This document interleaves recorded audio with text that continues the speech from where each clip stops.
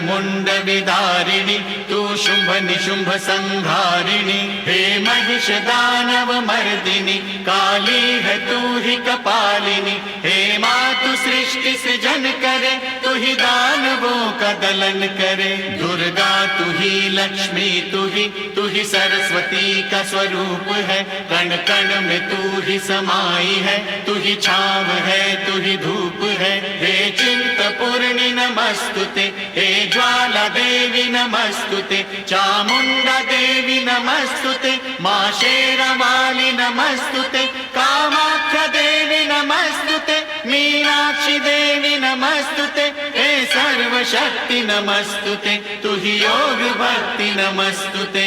नमस्तुते नमस्तुते नमस्तुते नमस्तुते।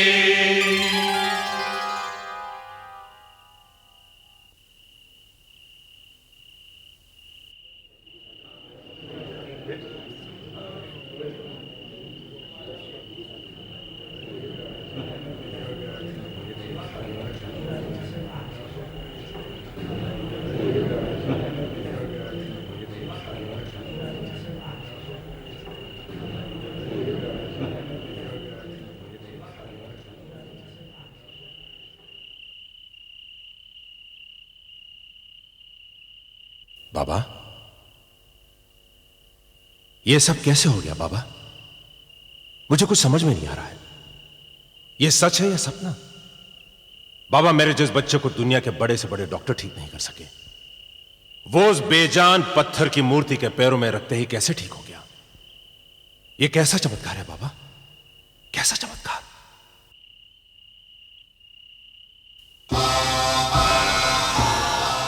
जहां तुम्हारे विज्ञान की सीमा समाप्त होती है ना वत्स, वहीं से पराविज्ञान की सीमा शुरू होती है। I mean metaphysics. मनुष्य को यह पता है कि उसके शरीर में एक दिल है जिसके धड़कते रहने से शरीर चलता है।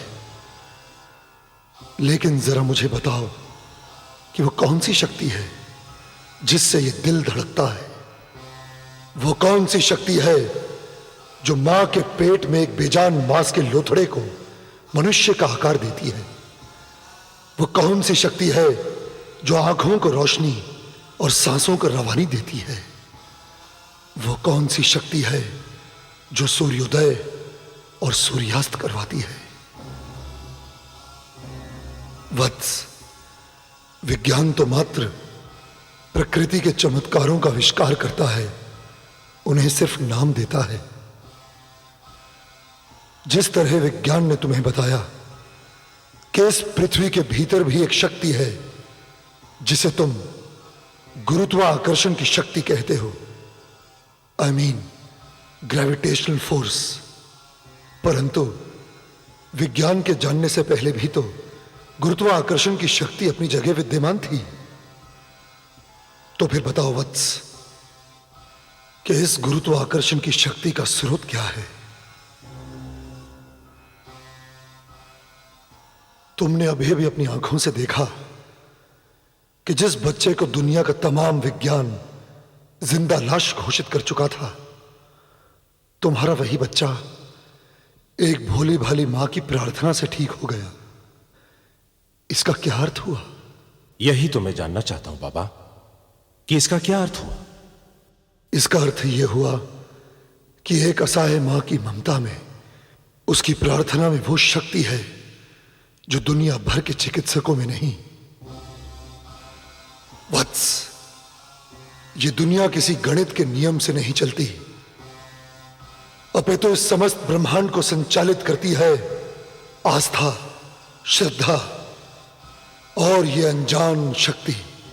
बाबा, मैं ऐसी आस्था, ऐसी श्रद्धा को समझना चाहता हूं। इस बेजान पत्थर की मूर्ति में कितनी शक्ति है, मैं ऐसी शक्ति को जानना चाहता हूं, समझना चाहता हूं। दुनिया के सारे प्रपंच ओढ़े बैठे हो, तुम भला इसे कैसे जानोगे, कैसे समझोगे? इसे जानने के लिए, इसे समझने के लिए इसी के रंग में रंग जाना पड़ता है। ये अनादि है, अनंत है अनंत, अनंत कोटि कोटि ब्रह्मांडों को अपने रोम रोम में समेटे हुए है। यह समस्त भुवनों की माता भुवनेश्वरी है।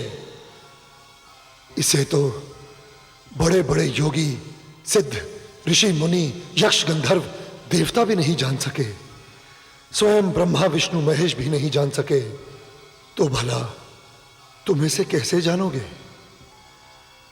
यह अनंत कोटि ब्रह्मांड क्या है? यह भगवती भुवनेश्वरी क्या है? यह ब्रह्मा विष्णु महेश क्या है? मैं ये सब जानना चाहता हूं बाबा। मैंने इनकी शक्ति को प्रत्यक्ष देखा है। अब इन्हें जाने बिना मुझे चैन कैसे मिलेगा? इतनी आतुरता है तो सुनो वत्स। इस जगत जननी की भांति इसकी कथाएं भी अनंत हैं। इसकी कथा सुनने के लिए धैर्य चाहिए। विराजो।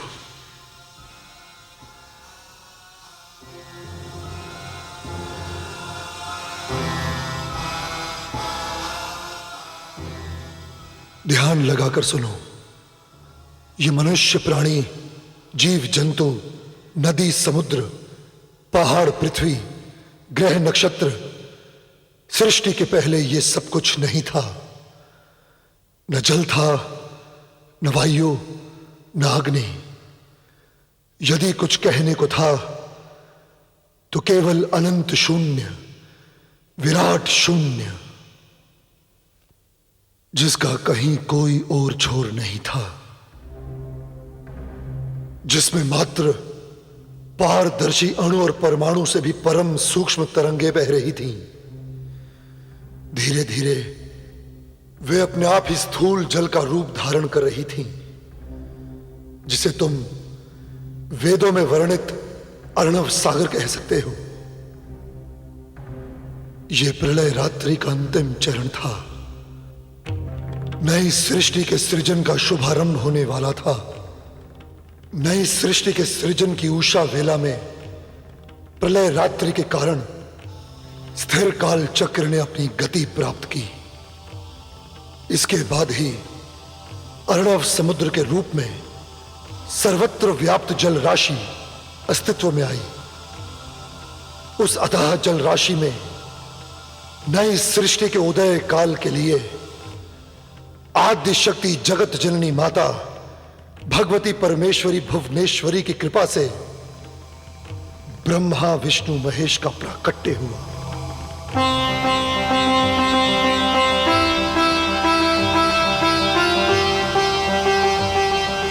वत्स, संसार का यह नियम है कि कोई भी इकाई अथवा वस्तु मात्र के साथ ही उसका विपरीत भाव भी उत्पन्न हो जाता है। इसीलिए ब्रह्मा विष्णु महेश के प्राकट्य के पश्चात भगवान विष्णु के कर्णरंध्रों से मधु और कैटभ नामक दो दैत्यों का प्रादुर्भाव हुआ।